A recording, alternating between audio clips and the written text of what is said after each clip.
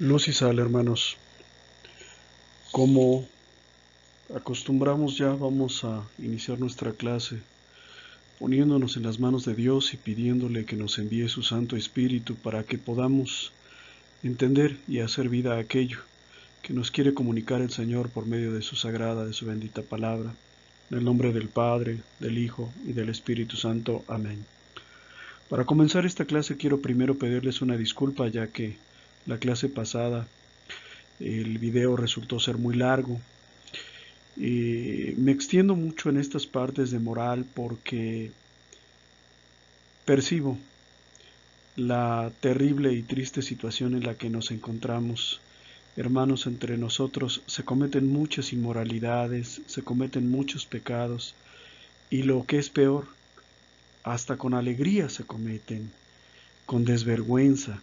Decía el padre Santiago Martín que hace muchos años un hombre que engañaba a su esposa, que traicionaba a su esposa, se ocultaba, trataba de que nadie se enterase.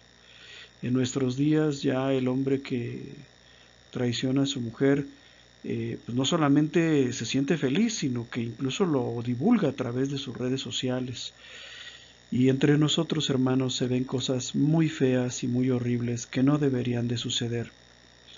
Ustedes, conforme vayan avanzando en estos temas, se van a dar cuenta de que en realidad somos unos grandes pecadores. No somos ni personas normales ni blancas palomitas, en realidad somos grandes pecadores. Y esa es la razón por la cual me extiendo mucho en estos temas, tratando de que entendamos y de que comprendamos que debemos de actuar de una manera diferente.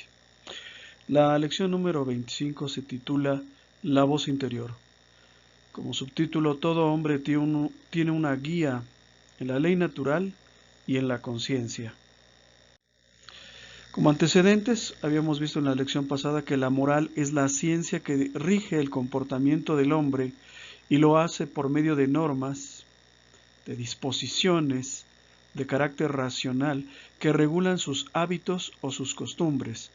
De la moral se desprenden los valores y de los valores que la persona tiene se desprende su moral. Moral y valores pues son dos conceptos inseparables, de manera tal que como sea la vida interior del individuo, es decir, como sea sus valores, pues así va a ser su moral, va a ser la forma como vive.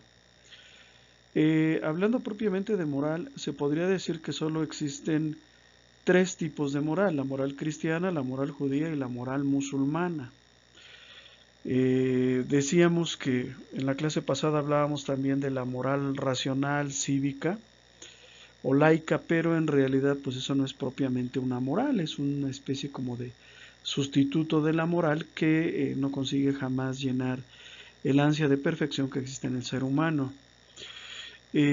La moral cristiana difiere de la moral judía o de la moral musulmana porque los principios emanados de la fe modifican el comportamiento del hombre. Ejemplo, ¿verdad?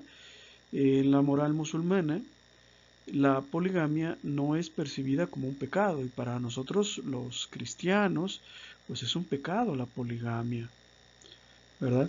Lo mismo se puede decir del judaísmo. El judaísmo tiene preceptos de carácter moral con los cuales pues nosotros a lo mejor no estaríamos de acuerdo, y no los vamos a estudiar porque no es el caso, pero sí es importante que entendamos que de acuerdo a cómo es la vida interior del hombre, de acuerdo a cómo es su fe, a cómo es su religión, así va a ser su moral. En esta lección, antes de estudiar la moral cristiana, vamos a ver algunos elementos esenciales de la moral en general para poder nosotros entender y estudiar nuestra moral, la que vivimos nosotros los cristianos o deberíamos de vivir si no la conocemos.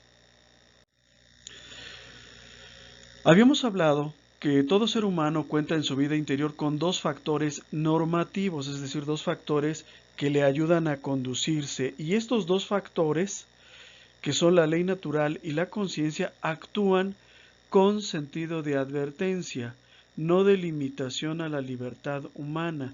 Por ejemplo, ¿verdad? Cuando yo vaya a realizar una determinada acción, bueno, pues la conciencia me advierte que eso no es correcto. Por ejemplo, brincarme un alto, ¿verdad? La conciencia me dice, mira, no lo deberías de hacer. O al revés, ¿verdad? La conciencia también cuando ya hice el acto me lo reprocha. Ahora, por la simple ley natural, yo sé que desobedecer una norma es algo negativo. Y mi primera inclinación es a no hacerlo. Yo lo hago porque decido en un determinado momento desestimar las advertencias tanto de la ley natural como de la conciencia, pero esto es muy importante.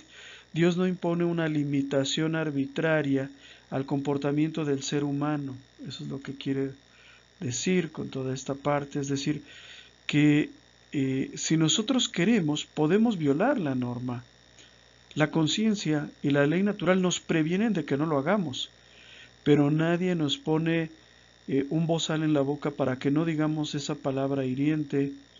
Nadie nos congela el pie para que no pisemos el acelerador y nos volemos el alto. Nadie nos amarra las manos para que no tomemos lo que no es nuestro.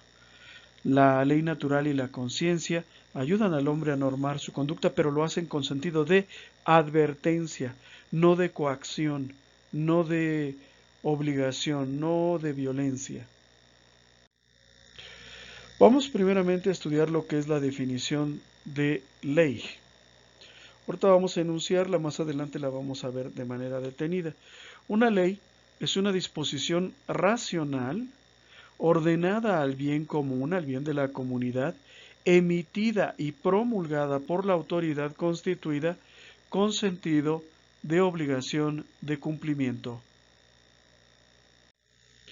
Vamos a ver por partes. Primero, es una disposición racional, es decir, que esta norma se emite conforme a la razón, no por sobre la razón, ni contra la razón, o por lo menos así debería de ser.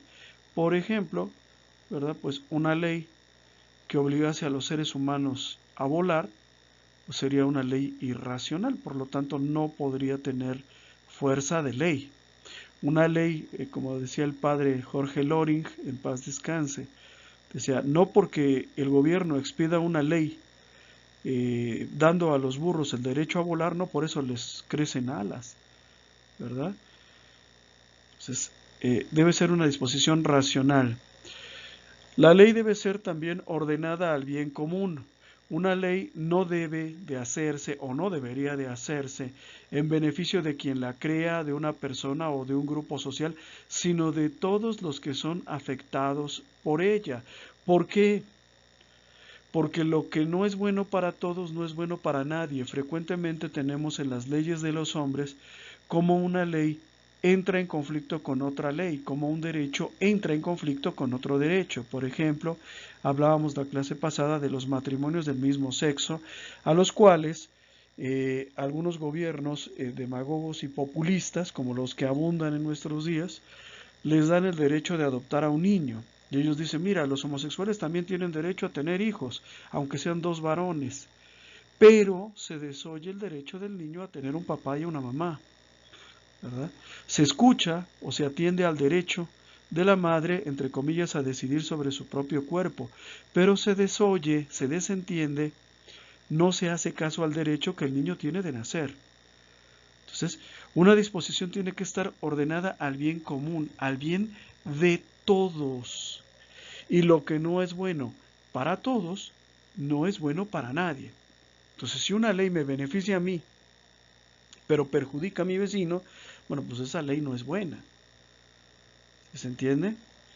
Una ley debe ser emitida y promulgada, es decir, debe ser dada a conocer a todos para que sea apreciada, conocida y obedecida. ¿Qué sucede cuando se emite una ley mundana? Bueno, pues que el gobierno la publica por medio del Diario Oficial de la Federación, que todos los mexicanos deberíamos de leer. Desafortunadamente esto no pasa, pero todos deberíamos de leer. Incluso el Diario Oficial de la Federación se puede consultar gratuitamente por medio de Internet. ¿Por qué no nos lo venden? Pues no nos lo venden porque tiene que ser gratuito para que todos conozcan la ley y por lo tanto todos obedezcan la ley. ¿Sí? Ahora, una ley solo puede ser digamos, creada por una autoridad constituida. No puede ser por cualquier persona. Yo no, como individuo, no soy capaz de dictar una ley. Tiene que ser una autoridad, ya sea el rey, ya sea el presidente de la República, ya sea el poder legislativo. Perdón. Pero no puede ser cualquier entidad. Tiene que ser una autoridad, en primer lugar, aceptada por todos. Supongamos que un país de Europa emitiera una ley para México, pues no sería una ley verdaderamente. Y esa autoridad que emite la ley tiene que poder para hacer cumplir la norma.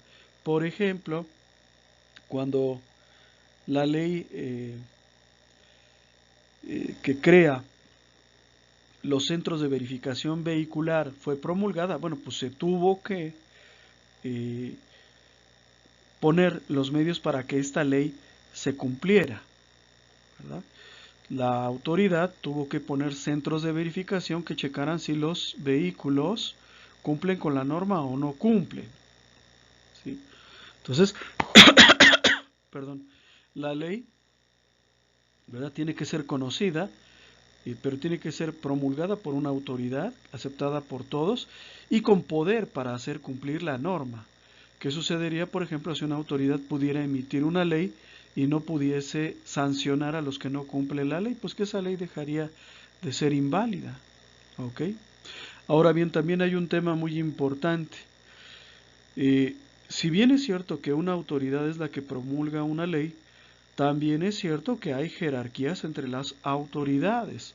Por ejemplo, en los niveles de gobierno, el nivel municipal, el nivel estatal y el nivel federal son diferentes. Cada uno tiene más autoridad. El nivel federal crea, por ejemplo, impuestos federales. El impuesto estatal, por ejemplo, crea impuestos estatales y el municipal, pues, crea leyes o derechos municipales también. Pero un municipio no podría instaurar, por ejemplo, un impuesto federal, o un estado no podría revisar su código penal y hacerlo para toda la federación. Es decir, hay una jerarquía de las autoridades. ¿Y por qué es importante saber esto? Porque por encima de todos los principados y potestades, por encima de todas las autoridades, poder ejecutivo, legislativo y judicial del país de que se trate, está la autoridad suprema de Dios. Una autoridad que no solamente es suprema, sino incontestable.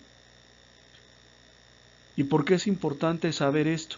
Porque si Dios te dice no mates, y las leyes y las normas de los hombres te dicen mata, tienes un conflicto. ¿Sí? Entonces hay que entender que antes que cualquier autoridad y por encima de cualquier autoridad está la autoridad de Dios.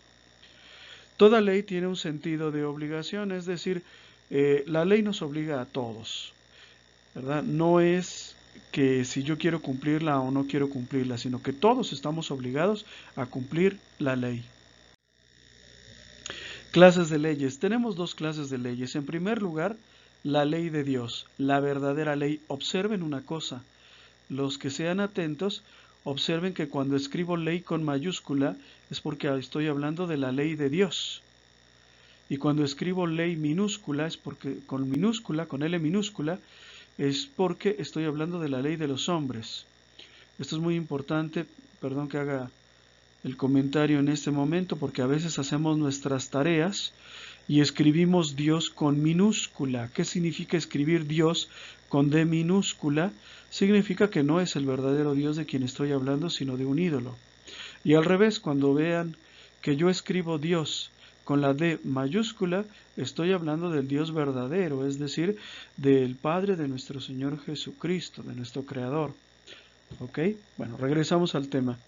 Clases de leyes tenemos dos, la ley de Dios y la ley del hombre. La ley de Dios es eterna porque es para siempre.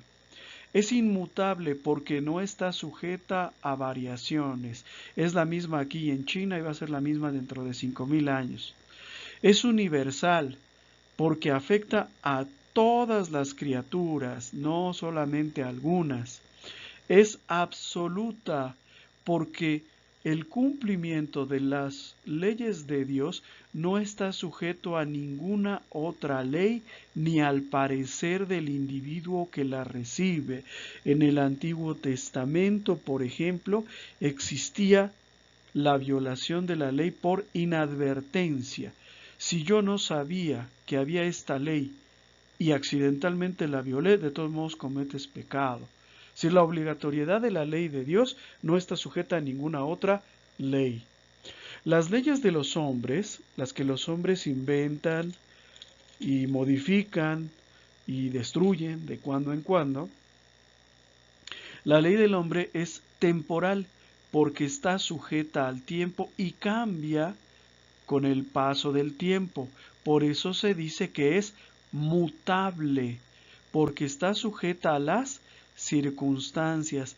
Es particular la ley del hombre porque afecta a grupos humanos específicos. La ley de la Comisión Nacional Bancaria y de Valores solo afecta a las instituciones financieras. La ley de los derechos de los pueblos indígenas solo afecta a pueblos indígenas. A nosotros, ¿verdad? Que no somos indígenas puros, que hablamos español, pues nos afecta, pero de una manera más bien como que secundaria, ¿sí? La ley del cuidado del medio ambiente, bueno, pues no afecta el actuar diario de un maestro en un aula de clases, más que en mínimo grado. La ley de los hombres es relativa.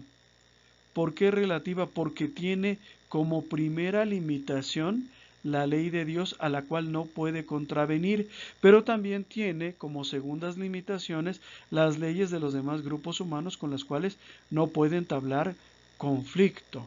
Por ejemplo, en la historia reciente se ha dado el caso en que algunos pueblos abusan de otros estableciendo leyes extraterritoriales, ¿verdad? ¿Qué significa eso? Significa que se quiere que las leyes de un país sean vigentes también en el otro país. Y eso, pues, podría representar un conflicto, ¿verdad? Si en México, por ejemplo, se instaura una ley que hace obligatoria la enseñanza básica, bueno, pues eso no se le puede imponer a una persona que vive en otro país. Digo, qué bueno que fuera también obligatoria y no solamente la enseñanza básica, pero no se le puede obligar a cumplir con la norma porque no pertenece al grupo humano. ¿Qué se desprende de aquí? Que las leyes de los hombres son imperfectas, son injustas, son cambiantes y podría decirse que son falsas en cierto sentido. Las leyes de Dios son superiores a cualquier otra ley, son verdaderas, son confiables y como dice la palabra de Dios, Dios es un juez insobornable, un juez que no acepta sobornos ni hace acepciones entre las personas. Por eso la ley de Dios es más importante que cualquier otra ley. La ley natural, esto ya lo habíamos comentado un poquito en la clase pasada, la ley natural es la ley que Dios ha inscrito en los corazones de los hombres. Esa ley por medio de la cual los hombres, aún sin conocer la palabra de Dios, son capaces de distinguir que una cosa es buena y que una cosa es mala. La ley natural, retomando la definición, es el conjunto de preceptos y principios morales inherentes al alma inteligente y libre del hombre, que éste siente impresos en su espíritu y relacionados con sus facultades espirituales. La conciencia. La conciencia es el conocimiento que el hombre adquiere de sí mismo y de lo que lo rodea. El hombre no solo siente y conoce, sino que sabe, que siente y conoce, y eso es lo que lo distingue de los otros seres de la creación.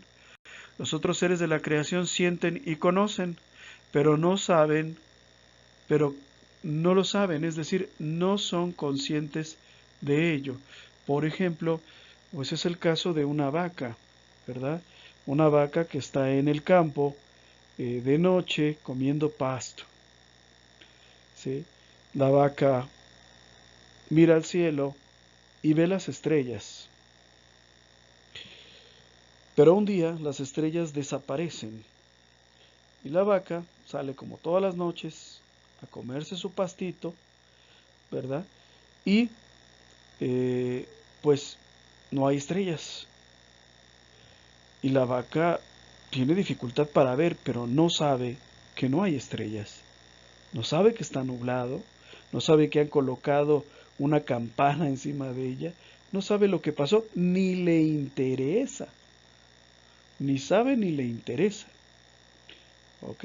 Entonces la conciencia es la capacidad que el hombre tiene de saber, de conocer acerca de sí mismo y de lo que lo rodea.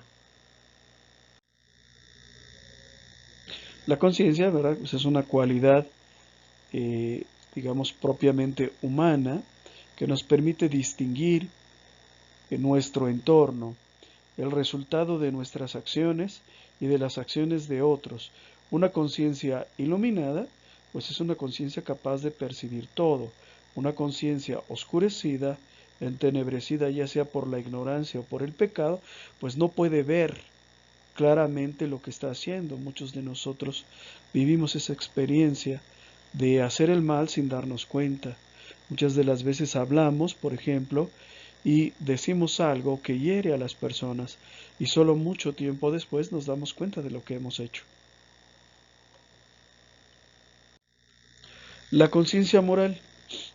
Si la conciencia es el saber en sí mismo del hombre y de lo que lo rodea, la conciencia moral es el juicio práctico que el hombre hace acerca del bien y del mal, sobre la bondad y la malicia del acto humano y sobre el derecho y la obligación que de tal acto se derivan con sentido de responsabilidad. La conciencia moral es el juicio que nos formamos acerca de las cosas. En otras palabras, es cuando nos planteamos el problema de si esto es bueno o es malo. Por ejemplo, tirar basura en la calle, ¿será bueno o será malo? Hay personas que nunca lo han pensado, ¿verdad? Si lo que yo hago es bueno o es malo, pero cuando una persona determina y dice, no, tirar basura en la calle es malo porque se genera contaminación, ratas, y las ratas cuando crecen, se reproducen, regresan a nuestras casas trayendo enfermedades, pulgas, rabia, etcétera, por lo tanto es malo. Bueno, pues esa persona ya se formó un juicio y por lo tanto esa persona ya tiene una conciencia moral. Hablo de las ratas, pero hay cosas mucho más complejas, ¿verdad? Que también caen dentro del campo de la moral y que nosotros debemos de problematizarlas, de planteárnoslas. Por ejemplo, ¿verdad? Acerca de lo que es bueno y de lo que es malo. Mucha gente cree que es buena porque no hace el mal y la palabra de Dios no dice eso. O sea, el bueno es bueno porque hace el bien, no porque no haga el mal. Y mucha gente dice, mira, yo soy bueno. ¿Por qué? Porque en mi calle no le hablo a nadie, en mi casa no le hablo a nadie, con nadie me relaciono, con nadie me junto, con nadie platico. Por lo tanto, ¿qué mal les hago? Ninguno. Pues eso no significa que hagas el bien. ¿Se entiende? Entonces, retomando el tema, ¿qué es la conciencia moral? La conciencia moral es la conciencia que nosotros nos formamos acerca de lo que es bueno y de lo que es malo, dependiendo del conocimiento que tengamos de las cosas. Dependiendo del conocimiento, de la visión que nosotros tengamos de las cosas, pues vamos a pensar que estamos bien o que estamos mal, ¿verdad? Si avanzo, pues a lo mejor es bueno y sigo haciendo las cosas que estoy haciendo porque he decidido o he conocido que tienen buenos efectos y buenos resultados en mí y en todo mi entorno. Pero si yo hago lo contrario, a lo mejor eso podría ser malo. No sé por qué, pero cuando se habla de moral, como que cuando utilizamos el dinero, como que todo el mundo le entiende, ¿no? Como que son ejemplos que todo el mundo le entiende. Imaginémonos que yo trabajo toda la quincena y me gano mi salario, ¿sí? ¿Quién se ganó el salario? Yo me lo gané. con mi trabajo, con mi esfuerzo, etcétera. Con ese salario yo puedo ir y gastármelo todo en bebidas alcohólicas y ponerme borracho, ¿verdad? Y gastarme todo mi dinero. ¿Tengo derecho o no tengo derecho? Pues sí, sí tengo derecho, es mi dinero. Pero si por ese motivo estoy desatendiendo mis obligaciones como padre de familia, pues entonces se podría decir que estoy haciendo algo malo. E incluso aunque me gastara todo mi dinero en bebidas alcohólicas, también estoy haciendo algo malo porque me estoy haciendo daño a mí mismo. Entonces es muy curioso que un mismo acto que me daña a mí, también daña a mi familia. ¿Sí se entiende? ¿Quién te dice que las cosas, por ejemplo, que gastarse toda la quincena, todo el salario en bebidas alcohólicas es malo? Te lo dice la conciencia. ¿Ok? Y es malo ¿por qué? Es malo porque me daño a mí mismo y porque daño a los que me rodean. Ahora bien, de las acciones que el hombre ejecuta con conocimiento y haciendo uso de su libre albedrío, resulta, esto ya lo habíamos visto, la responsabilidad. ¿Qué es la responsabilidad? La responsabilidad es el primer efecto que produce la conciencia en el ser humano. Es una cualidad del alma por la cual o por la que el individuo cumple lo que debe de hacer o evita hacer aquello que no debe hacer de acuerdo con su conciencia. La responsabilidad es la cualidad que tiene el hombre de responder por las consecuencias de sus actos. Yo tengo que responder o debo responder porque como ser consciente y libre actúo porque quiero. ¿Sí? Y como actúo porque quiero y actúo con conocimiento, entonces soy responsable de lo que pase. ¿Sí? De la responsabilidad nace el sentido de la obligación. Como yo tengo que responder por aquello, bueno o malo, correcto o incorrecto, benéfico o dañino que haya hecho, de ahí nace el sentido de la obligación. Estoy obligado, ¿verdad? Por mi conciencia a hacer aquello que es bueno y a no hacer aquello que es malo. Volviendo al ejemplo de la basura, ¿verdad? Tengo mucha basura en mi casa, quisiera tirarla en la calle. Bueno, pues de mi conciencia yo sé que no debo de hacerlo, ¿verdad? Y si lo hago, pues estoy desoyendo a mi propia conciencia, porque yo estaba obligado a no tirar basura en la calle. ¿Sí? Hay problemas mucho más complejos que tirar basura en la calle, pero utilizo estos para que se entiendan.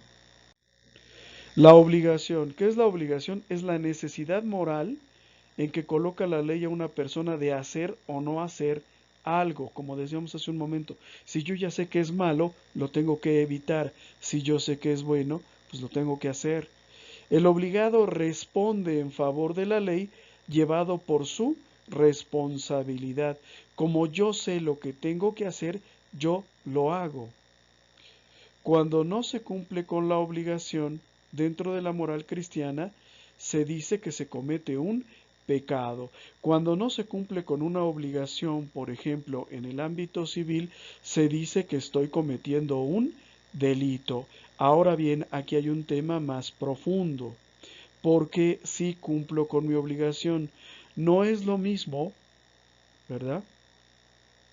Que yo deje de gastarme mi salario en cerveza o en bebidas alcohólicas porque mi esposa ya me amenazó con dejarme, a que yo deje de gastarme el dinero en bebidas alcohólicas porque quisiera comprarle zapatos a mis hijos.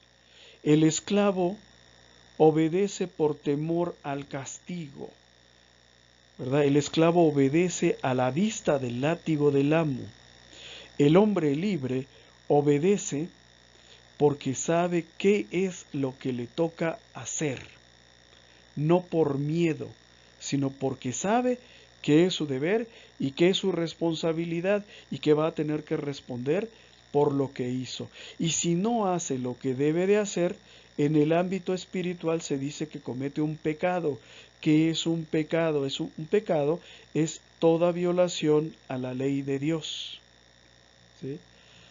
Ahora, cuando la violación a la ley se comete en el ámbito civil, se dice que es un delito y amerita desde una sanción administrativa, una multa, un encarcelamiento de 3 días, hasta pues muchos años de cárcel, dependiendo del caso, ¿verdad?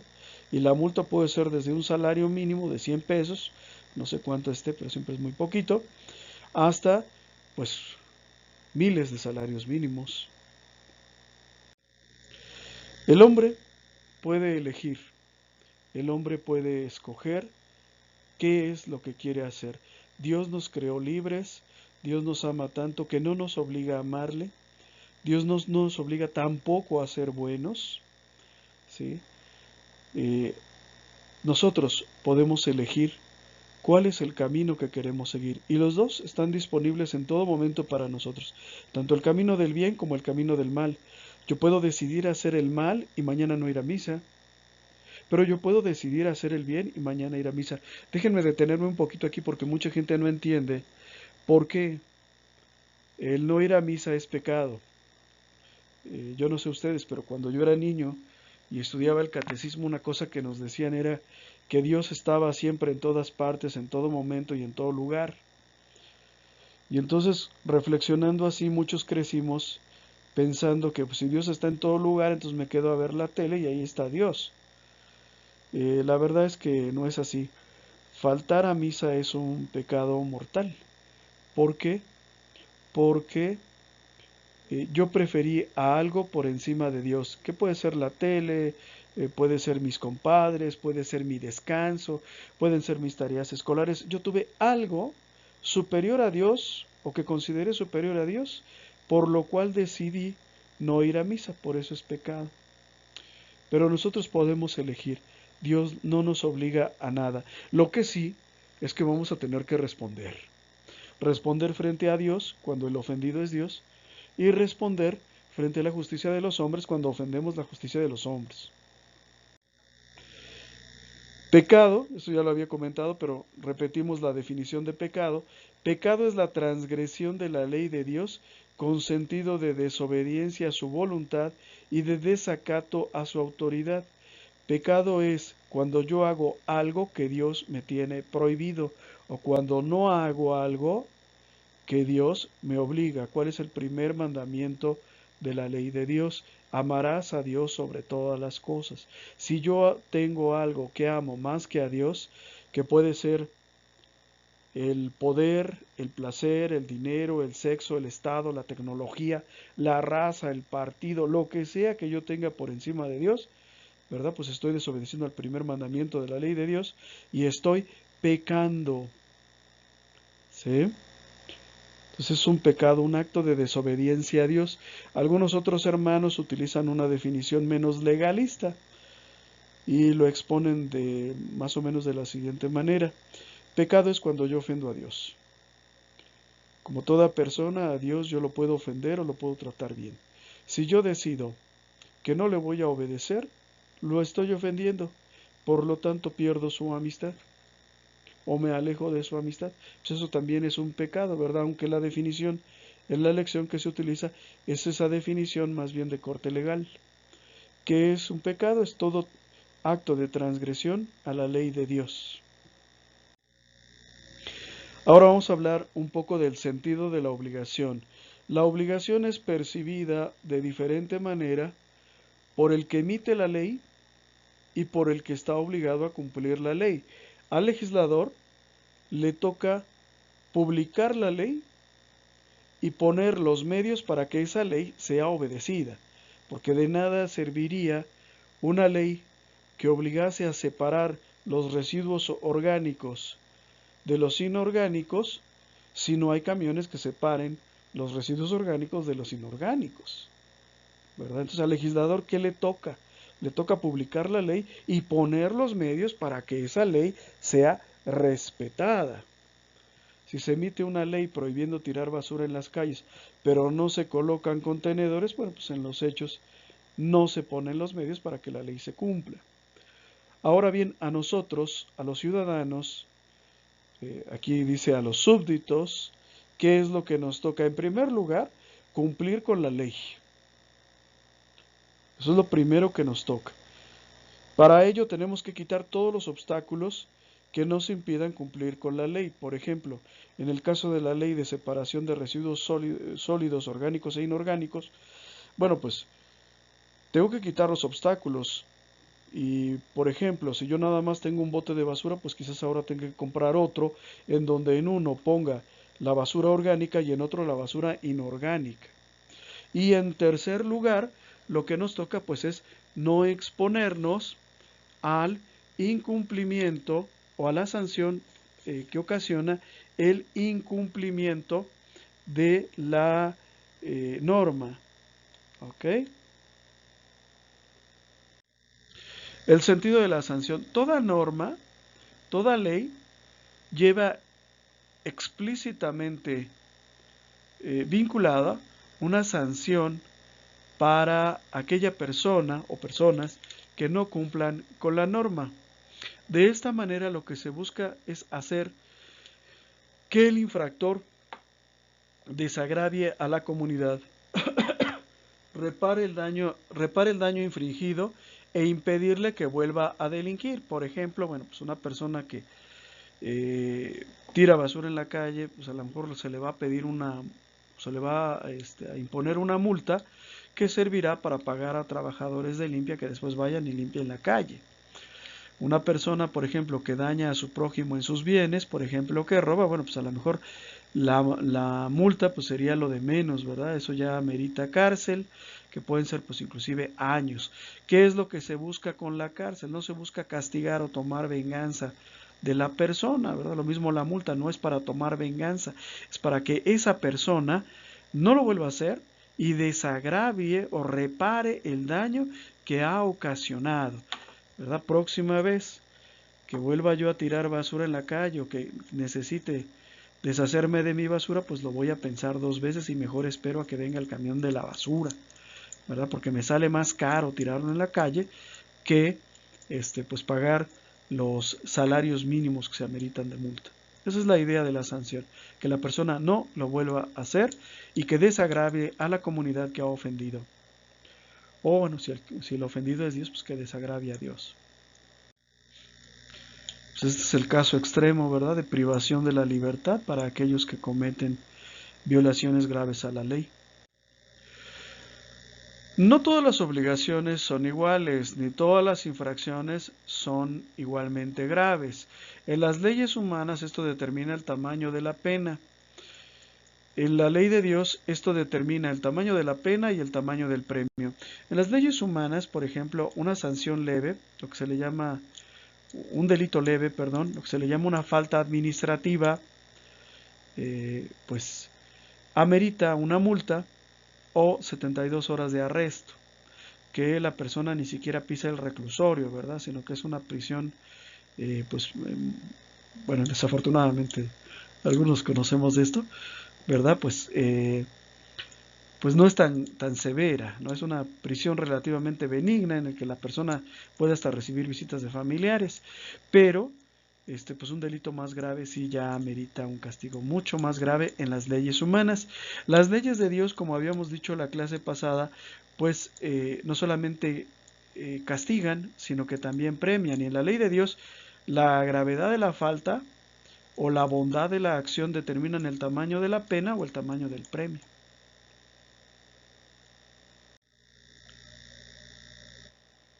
Pero todo esto está sujeto a un juicio y donde hay juicio tiene que haber un juez. Y en el caso de las leyes humanas el juez es el Estado y en el caso de la ley divina el juez es Dios. Puede darse el caso de que el juez humano determine que algo no es delito y el juez divino determine que sí lo es. Ejemplo, faltar a misa. Por faltar a misa a nadie de nosotros lo van a meter a la cárcel ni le van a imponer una multa. Pero sí estamos ofendiendo a Dios y somos acreedores a una pena que esperamos recibir pues cuando llegue el momento que Dios determine, ya sea en esta vida o en la otra. Hablando específicamente de la ley de Dios, hay 4 maneras de faltar o de violar a la ley de Dios: de pensamiento, palabra, obra y omisión. Pensamiento: cuando yo pienso algo que es malo. Por ejemplo, ¿verdad? Cuando alguien ve eh, una persona que tiene un celular muy bonito y ve que también esa persona es descuidada y lo anda dejando en todas partes. Ahí surge el pensamiento de eh, quitarle su celular. Es un pensamiento y es una manera de faltar a la ley de Dios, porque yo ya estoy consintiendo los malos pensamientos. De palabra: cuando utilizamos nuestra capacidad de comunicación para herir, ofender o faltar a la ley de Dios. Pues el ejemplo más típico es el de la mentira, ¿verdad? Cuando mentimos ya sabemos que no debemos mentir, pero lo hacemos y por lo tanto ofendemos a Dios de palabra. De obra o por obra, eh, cuando intervienen las potencias del cuerpo. Aquí yo ya no pensé en robarme el coche, ¿verdad? Ya lo pongo en práctica, ya saco mi desarmador y estoy tratando de abrir el coche.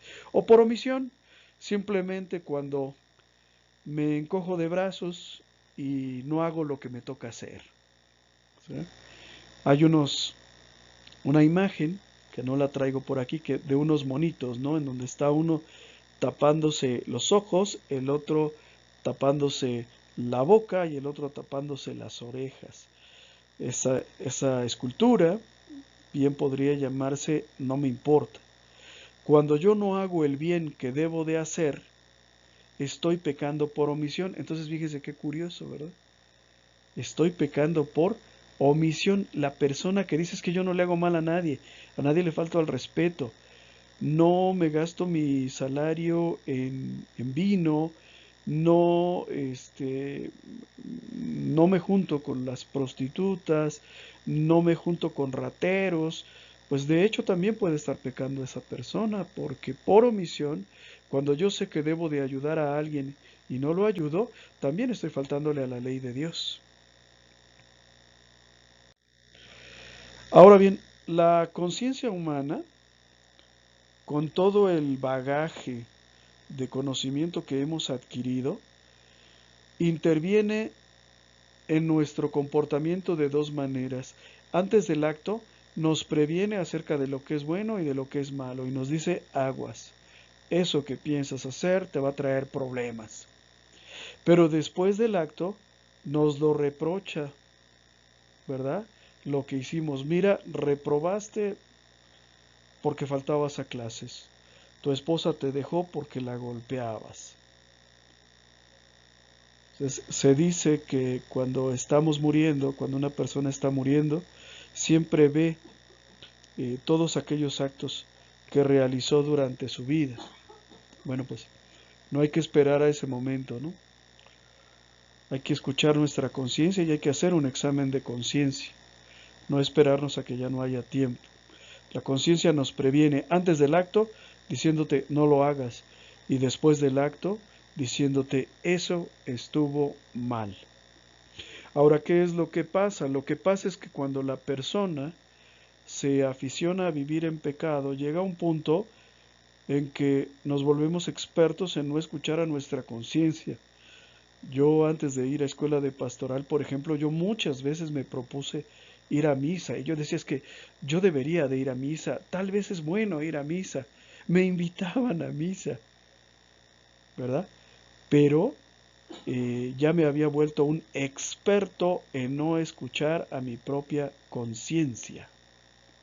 Y mi conciencia me reprochaba: híjole, otro domingo más y vuelves a faltar a misa. Pero yo ya no escuchaba, yo ya no oía. Clases de conciencia. La conciencia se puede clasificar de muchas maneras. Puede haber una conciencia veraz o errónea.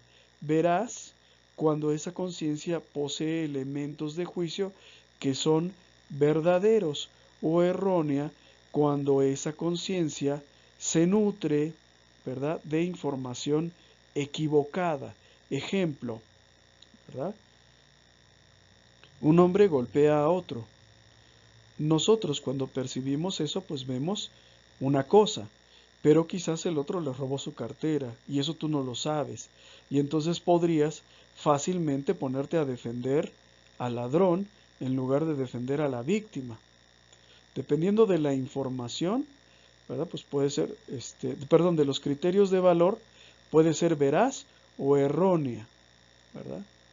Si para mí no es malo robar, pues para mí podría no ser un delito grave y no justificaría que una persona agrediese a otra porque le trató de robar su cartera. ¿Se entiende? Enterado o ignorante, como decíamos hace un momento, perdón por la confusión, dependiendo de lo que sé o de lo que no sé. ¿Sí? Regularmente no sabemos.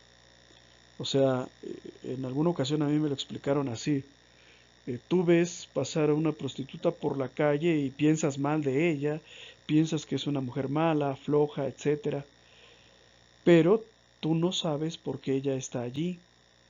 Tú no sabes si tiene 2 hijos y su esposo la abandonó. Tú no sabes. ¿Sí? La conciencia puede ser enterada cuando cuenta con elementos, con información, o ignorante.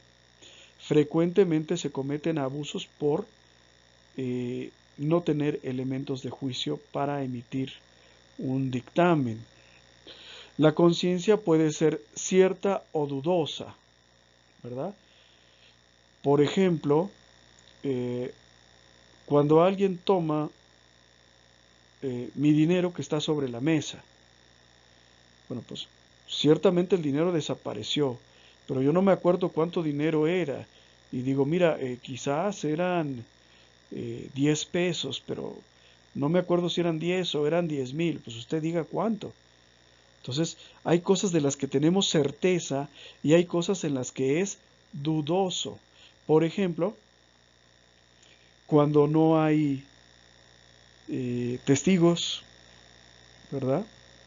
Cuando no hay testigos, yo puedo ir y decir, es que esa persona me robó mi dinero. Pero ¿cómo? O sea, ¿quién está de testigo? No, pues nadie. Entonces, esa acción o ese hecho podría ser dudoso. ¿Ok? La conciencia puede ser recta o falseada. Recta, que es parecido a veraz o errónea, recta cuando juzga conforme a la ley de Dios. Falseada cuando no juzga conforme a la ley de Dios. Por ejemplo, las personas que dicen es que es una mentirijilla blanca, ¿verdad? Una mentira piadosa. Pues eso es una conciencia falseada. O al revés, ¿verdad? Una conciencia recta es la que dice, mira, la palabra de Dios establece que esto es malo y por lo tanto nosotros asumimos que es malo. Existe también la conciencia relajada. ¿Qué es la conciencia relajada? Es la que juzga con ligereza y no distingue entre el bien y el mal. Es lo que llamamos el relativismo moral. Si para ti es bueno robar, pues roba. Si para ti es malo robar, pues no robes. Si para ti es bueno el aborto, pues mata. Si para ti es malo, pues no lo hagas. Esa es la conciencia relajada. La conciencia estrecha. La conciencia estrecha es la que juzga todo, ¿verdad? Como pecado. O más bien, como que aumenta el tamaño de la falta. Una persona se roba un bote de leche y queremos que la metan a la cárcel 20 años, ¿verdad? Bueno, el litro de leche cuesta aproximadamente 30 pesos, si mal no me falla el conocimiento, pero no puede costar más de 30 pesos. Y yo quiero que por 30 pesos le echen 20 años de cárcel. Es una conciencia estrecha, la que juzga con rigor aumentada la falta. Y caemos mucho en eso, ¿eh? Cometemos un pequeño error y lo vemos como el error más grave del mundo. O al revés, una persona que amamos comete un error y le justificamos. ¿Ok? La conciencia escrupulosa es una exageración de la conciencia estrecha que califica como pecado prácticamente cualquier acción. Entonces, Si ayudas al pobre, malo, y si no lo ayudas, pues también es malo. Es decir, prácticamente cualquier cosa la considera como un pecado. Confusa es la conciencia que resuelve de manera diferente dos casos iguales. Si roba el hijo del pobre, métanlo a la cárcel. Si roba el hijo del rico, pues déjenlo libre, van a frustrar su vida, pobrecito, tiene un futuro por delante. Además, los muchachos son así.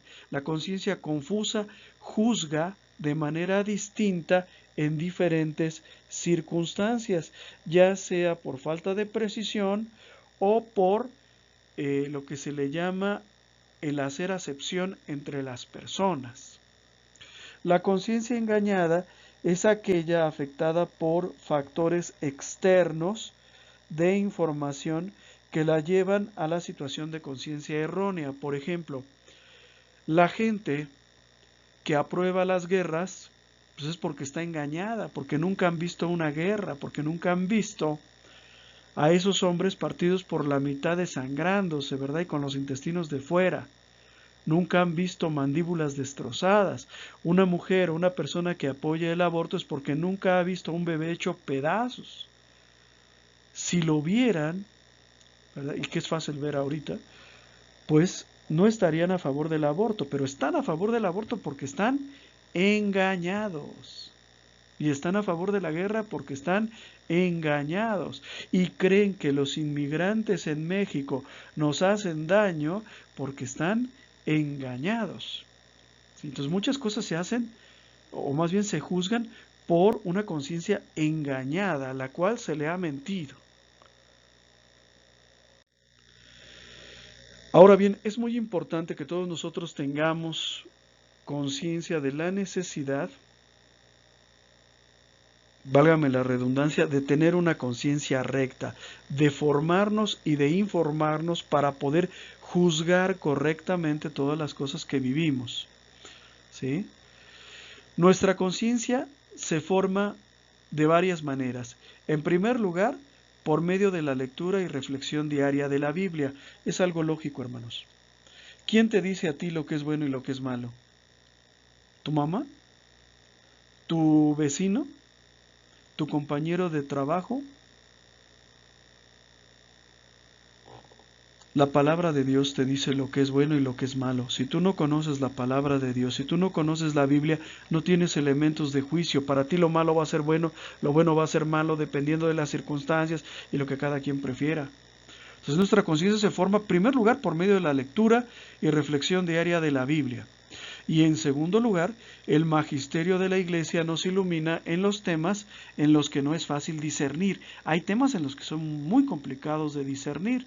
Por ejemplo, pues los temas de moral sexual, los temas de propiedad, los temas de familia, son muy difíciles de discernir. Y para eso la Iglesia, por medio del magisterio de la Iglesia, nosotros podemos saber qué es lo que tenemos o no tenemos que hacer. Hay un documento muy bonito del Papa Juan Pablo II, si no lo conocen, cómprenlo, búsquenlo, descárguenlo de internet. Se llama Veritatis Splendor. Y ahí el Papa Juan Pablo II explica por qué nosotros, los católicos, aunque todo el mundo está de acuerdo en que hay muchas cosas que son buenas, nosotros no estamos de acuerdo con eso. ¿Por qué? Bueno, pues porque en el fondo son cosas que no son buenas y que se puede, por medio del discernimiento, llegar a la conclusión de que no lo son. Ejemplo más común. Yo les pregunto a ustedes, ¿has matado a alguien alguna vez? Ustedes pueden decirme, no, jamás, jamás he tomado una pistola y le he disparado a alguien. Jamás he tomado un cuchillo y lo he hundido en el pecho de una persona. Sí, pero cuando tú utilizas un método de planificación familiar abortivo, de hecho sí has estado matando. Y eso no lo sabías. Y no lo sabías porque tu conciencia no había sido formada. ¿Sí? Ahora bien, ¿qué es un niño en el vientre de su madre? Si hubiera un abortista aquí nos diría es una bolsa de células. Al matarlo no matas nada. Pero la palabra de Dios nos dice que estás matando a un ser humano. ¿Sí? Y estos casos difíciles del magisterio de la Iglesia nos ayuda a entenderlo. Lean esa encíclica Veritatis Splendor. Es una buena recomendación. Bueno, pues estas son las dos herramientas con las que contamos para guiar nuestra conciencia y formarnos. Vamos a hablar ahora acerca del sentido del pecado. El pecado es ante todo un acto de no amor que tiene su origen en el egoísmo del hombre. El pecado es un acto de no amor a Dios, de no amor al prójimo, de no amor a mí mismo. ¿Por qué sucede esto? ¿Por qué caemos en pecado? Por el egoísmo. Nuestra sociedad está fundada totalmente sobre el egoísmo. Por el egoísmo el hombre desplaza a Dios en su corazón, se hace Dios a sí mismo, adjudicándose la capacidad de determinar lo que es bueno y lo que es malo. Quien determina lo que es bueno y lo que es malo es Dios, pero cuando yo me pongo en el lugar de Dios y digo, bueno, esto no es malo para mí, aunque Dios dice lo contrario, en ese momento yo estoy, digamos, colocándome en una situación en la que para mí, pues cualquier pecado ya está disponible, ¿verdad? El cristiano, ¿verdad? O la persona puede ser bueno a los ojos de los hombres, pero hacer el mal a los ojos de Dios. ¿Sí? Puede ser que todos los hombres me aplaudan y digan que soy un buen hombre, ¿verdad? Pero que a los ojos de Dios yo no lo sea. Este ejemplo lo puso en alguna ocasión Fernando Casanova. Él decía, imagínate que yo voy pasando por la calle frente a una zapatería y me encuentro con que en la puerta de la zapatería hay un niño pobre que no tiene zapatos. Y yo le digo, niño, acompáñame. Lo llevo dentro de la zapatería, que se pruebe unos zapatos y le compro unos zapatos. El niño sale feliz y contento con sus zapatos. Y yo feliz y contento porque lo ayudé. Las personas que me vean haciendo ese acto, ¿qué crees tú que van a pensar? Pues que soy un hombre muy caritativo, muy bueno, un buen cristiano. Pero si Dios sabe que yo no le he comprado zapatos a mis hijos, ¿qué crees que Dios vaya a pensar? Pues que ese tipo es un sinvergüenza, candil de la calle, oscuridad de la casa, ¿no? Entonces, el egoísmo consiste en que no permitimos que Dios reine en nuestro corazón, no permitimos que Dios nos diga lo que es bueno y lo que es malo, sino que queremos ser nosotros los que lo decidamos. Nos ponemos la corona, como dicen, y no queremos obedecer. Pero pues todo esto engendra una responsabilidad. Todos nosotros, y esto es muy importante no olvidarlo, algún día vamos a tener que responder ante Dios por todas las cosas malas y buenas que hayamos hecho.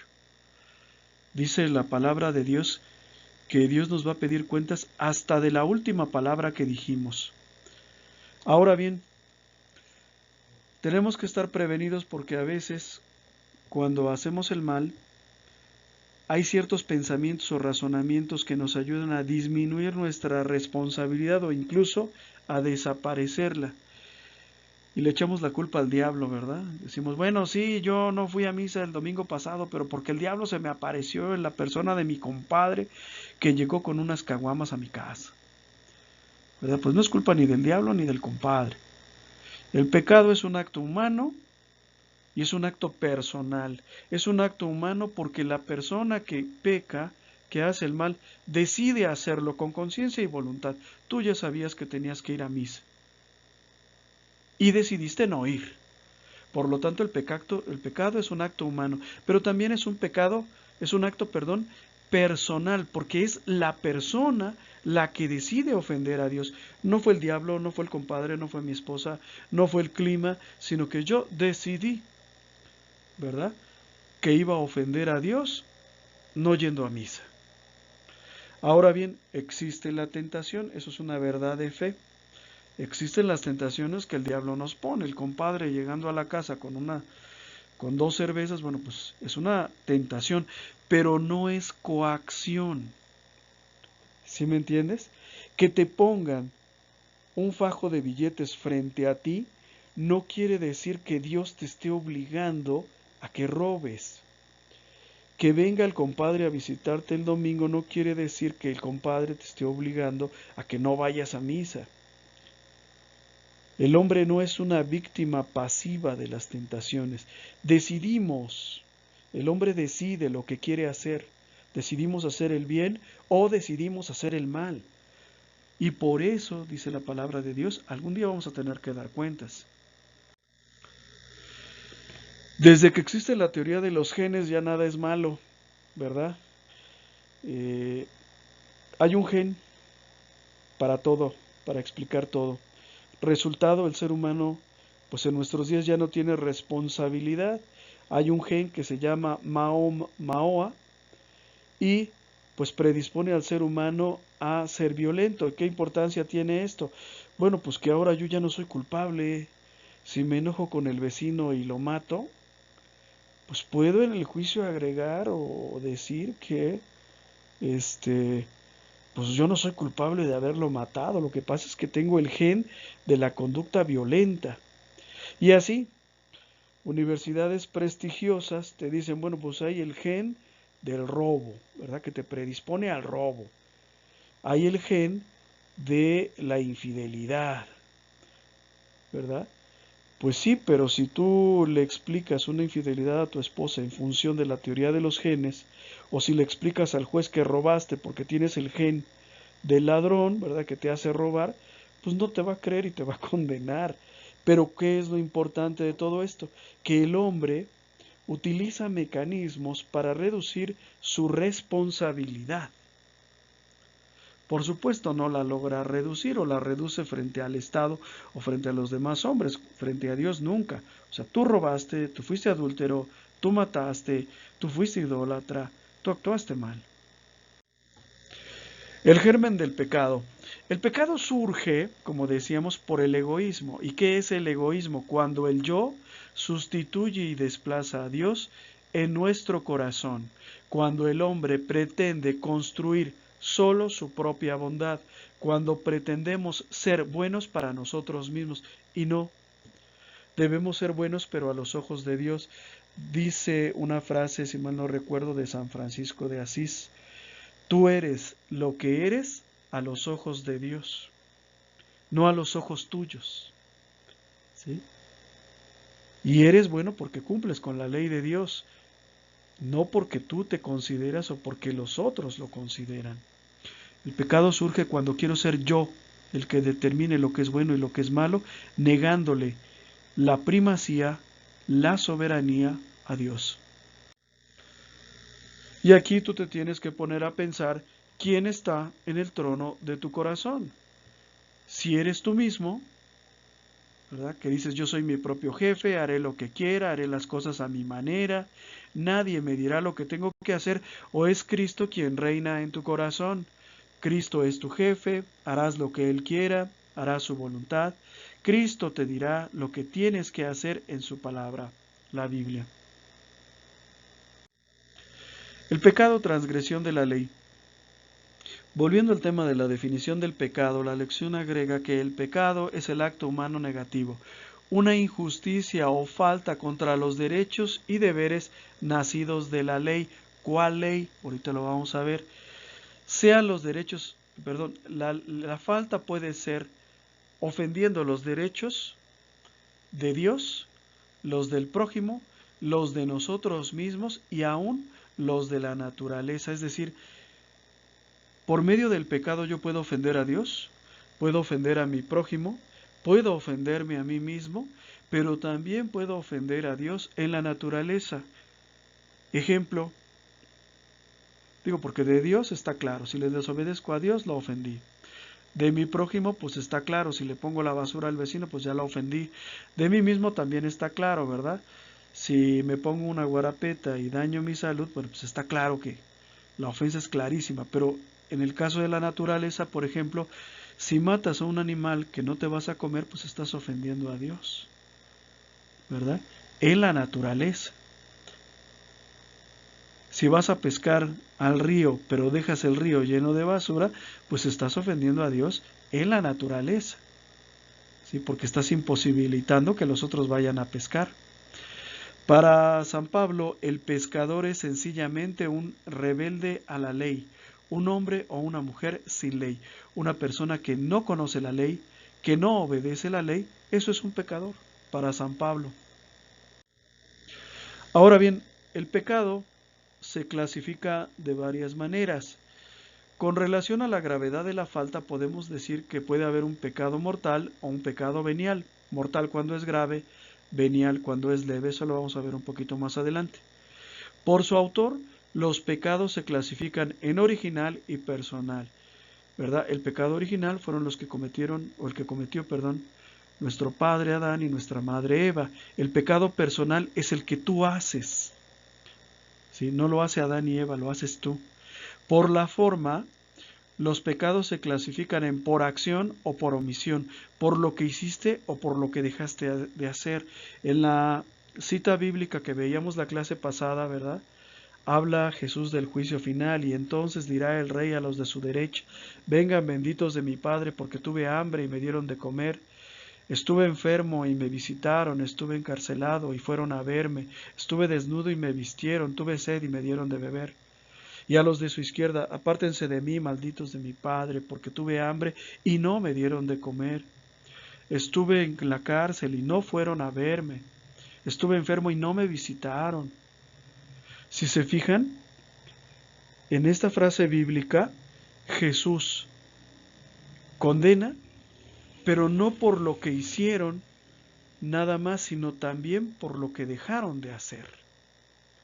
¿Sí? A unos les bendice y les llama a la gloria eterna por lo que hicieron, pero a los otros los condena, no por lo que hicieron, sino por lo que dejaron de hacer. Por su objeto, el pecado puede clasificarse en ofensa directa a Dios, en ofensa al prójimo, en ofensa al mismo autor o en ofensa indirecta a Dios a través de la naturaleza. Esto ya lo explicamos. De manera conclusiva podemos decir que directa o indirectamente todo pecado es siempre una ofensa a Dios. ¿Cuáles son los efectos del pecado? Bueno, los pecados tienen diferentes efectos en el alma del ser humano. El pecado mortal, por ejemplo, desvía al hombre de su último fin. ¿Cuál es nuestro fin? La vida eterna, junto a Dios. Le priva de la vida sobrenatural y la gracia santificante, rompe la corriente de amistad espiritual entre el hombre y Dios. Le hace reo del castigo eterno del infierno. Le hace acreedor al castigo que como verdad de fe la Biblia establece para todos aquellos que hacen el mal. Convierte al hombre en enemigo de Dios. En Génesis 3, Adán ya no quiere ver a Dios después de que ha pecado, ya no quiere estar en su presencia. Las personas que acostumbran vivir en pecado llega a un punto en que no quieren ni que se les hable de Dios. El pecado mortal nos quita totalmente los méritos adquiridos, ¿verdad? Si algo bueno hicimos en el pasado, eso bueno desaparece y le impide al hombre hacer méritos en orden a obtener su salvación. Es decir, que nos impide hacer cosas buenas, o podemos hacer cosas buenas o meritorias, pero solamente cuando estamos en gracia de Dios. Una acción buena realizada en pecado mortal no tiene ningún significado en orden a nuestra salvación. Ejemplo, si yo soy un narcotraficante que vive, ¿verdad?, de esclavizar a las personas a las drogas, pero, ¿verdad?, le invito a un pobre que se coma un tamal y un atole, pues esa es una buena acción, invariablemente es una buena acción, pero no constituye un mérito en orden a mi salvación. ¿Por qué? Porque estoy en pecado mortal. ¿Se entiende? El pecado venial, que un pecado sea venial no quiere decir que sea un pecadito o un pecado insignificante, no. Significa que es un pecado de una naturaleza distinta. Es una transgresión leve de la ley que, aunque no consigue apartar al hombre de Dios ni en privarle de la vida sobrenatural, sí produce en el hombre un cierto debilitamiento y pérdida de la afición a Dios, lo que le predispone a faltar en materia grave. Ejemplo, cuando yo en mi empresa me robo, ¿sí?, una cosa que cuesta 5 pesos, pues eso puede ser que es un pecado venial, es un robo pequeño, y a lo mejor en mi empresa que se manejan millones de pesos, pues ni cuenta se van a dar. Pero me predispone, ¿verdad?, me prepara para un robo mayor, ¿sí? Yo puedo decir que vi un video pornográfico de 2 minutos, ¿sí? Y eso pues no parece como que algo muy grave, pero sí lo es en la medida en que la misma acción repetida se puede llegar a convertir en un pecado mortal y expresarse y verse reflejado en actos mucho más graves como un adulterio, una infidelidad o un aborto. ¿Sí se entiende? Entonces, pecado venial no quiere decir pecadito, que no importa. Claro que importa. Todos los pecados tienen un efecto porque debilitan la afición por el bien, ¿verdad? Nos van debilitando y nos predisponen pues a tener caídas cada vez más grandes. Esto no lo dice el tema, pero yo se los digo porque estoy seguro que a muchos de ustedes ya se les olvidó cuáles son los 10 mandamientos. Bueno, pues cuando faltas a alguno de estos mandamientos, estás cometiendo un pecado mortal.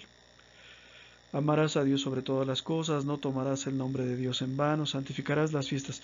Si yo mato, por ejemplo, estoy cometiendo un pecado mortal. Si yo voy pasando por la calle, ¿verdad? Y alguien me da un pelotazo, un balonazo, poniendo unos muchachos que están jugando en el parque, y yo me enojo, pues eso no es un pecado mortal porque no los maté, ¿verdad? Pero sí es un pecado venial, ¿ok? Muy importante porque muchas personas llegan tarde a misa y cuando se les dice que eso es malo, ellos no entienden por qué. Bueno, pues porque al principio de la misa nosotros pedimos perdón a Dios por nuestros pecados veniales, ¿verdad? Y si yo no llegué al principio de la misa, pues entonces estoy en pecado porque no pedí perdón. El pecado produce un alejamiento entre el hombre y Dios, y ese alejamiento puede ser tanto o más grande dependiendo, perdón, del tamaño de nuestro pecado. El pecado también nos esclaviza. Aparentemente el hombre en ejercicio de su libertad decide desobedecer a Dios y pecar, pero cada vez que nosotros lo hacemos, pues nuestras cadenas que nos sujetan se van haciendo más y más y más grandes y más fuertes, hasta de plano inmovilizarnos en el pecado. ¿Sí?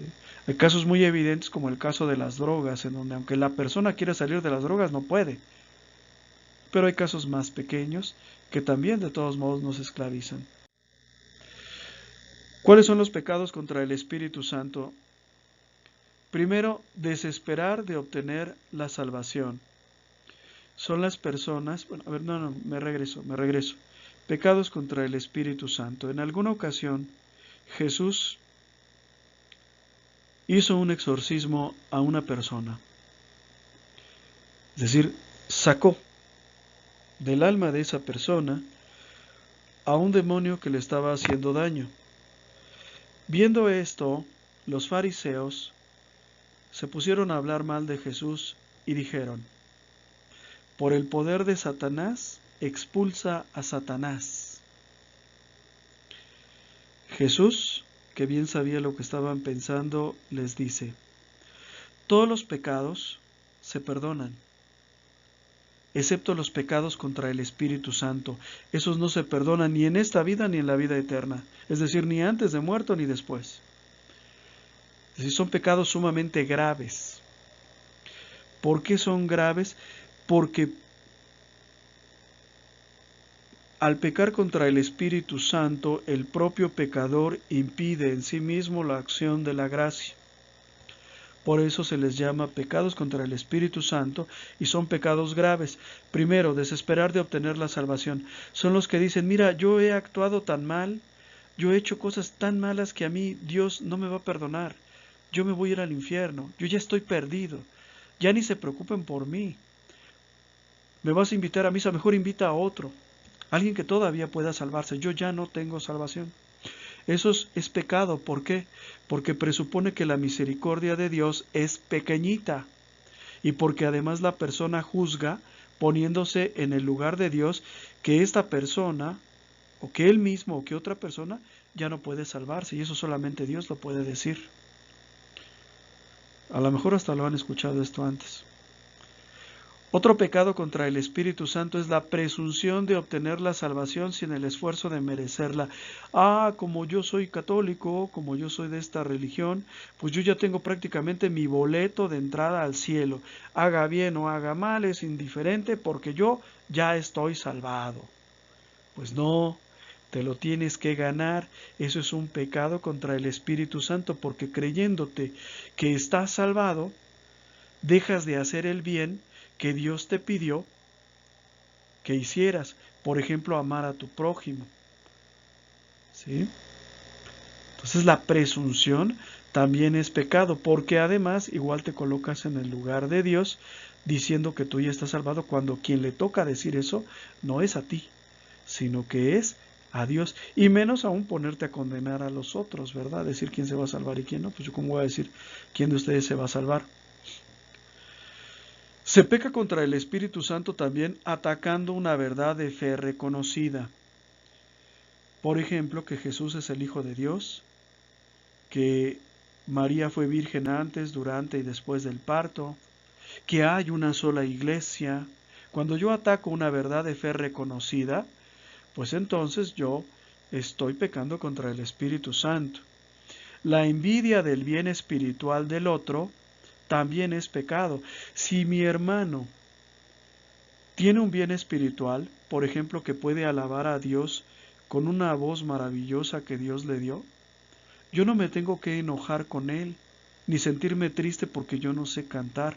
Al contrario, me tengo que alegrar y darle gracias a Dios de que este hermano, ¿verdad?, haya recibido ese maravilloso don. Pecado contra el Espíritu Santo también es la obstinación en permanecer en el pecado. Ya sé que estoy en pecado, ya sé que hizo mal y quiero seguirlo haciendo. Sobre todo porque regularmente las personas que piensan así, ¿verdad?, casi nunca tienen tiempo de arrepentirse al final de su vida. Esas personas que dicen, bueno, sí, sé que estoy haciendo mal, pero antes de morir me mando a llamar a un sacerdote y me confieso. Mira, muchos ni tiempo tienen, ¿eh?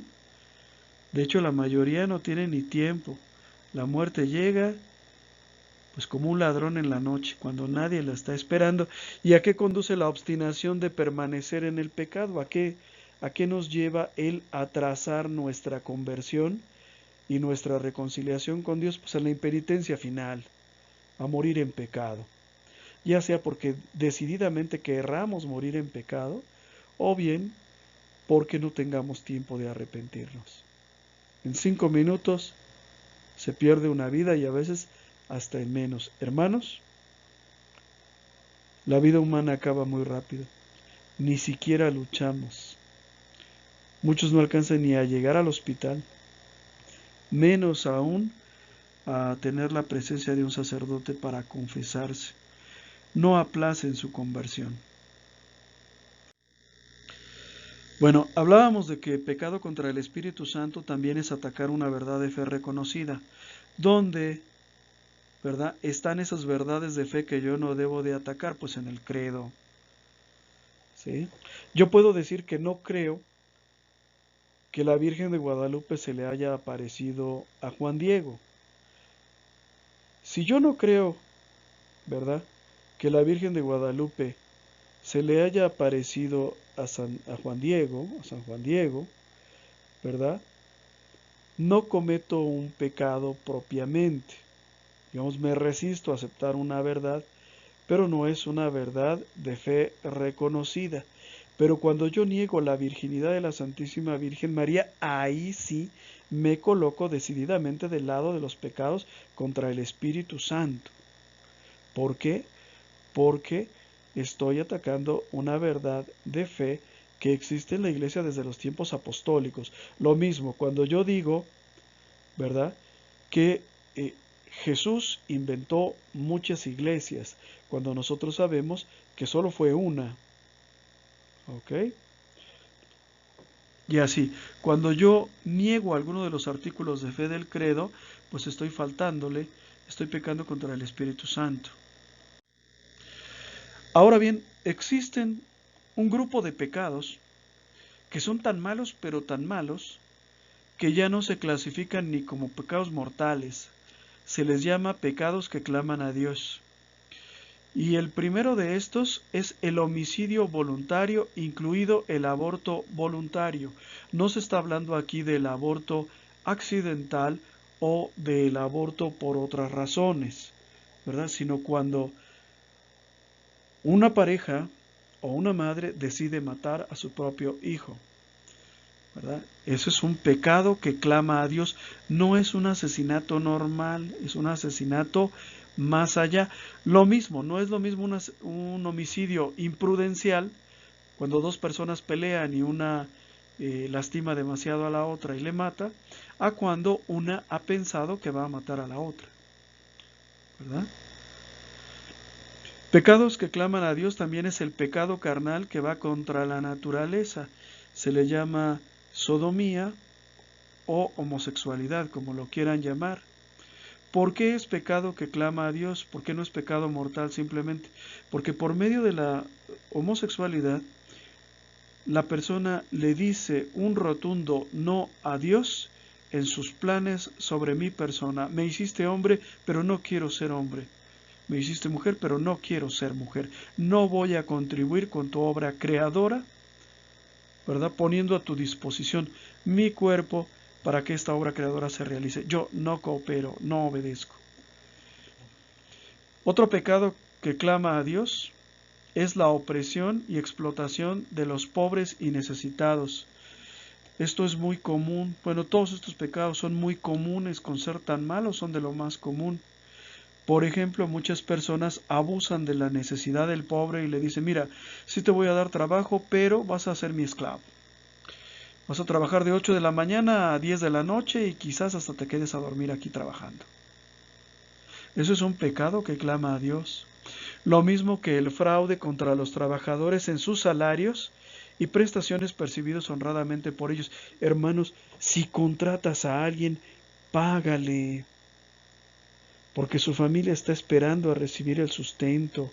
Y es muy común el fraude en los salarios de los trabajadores, de que te pago solamente una parte y la otra no.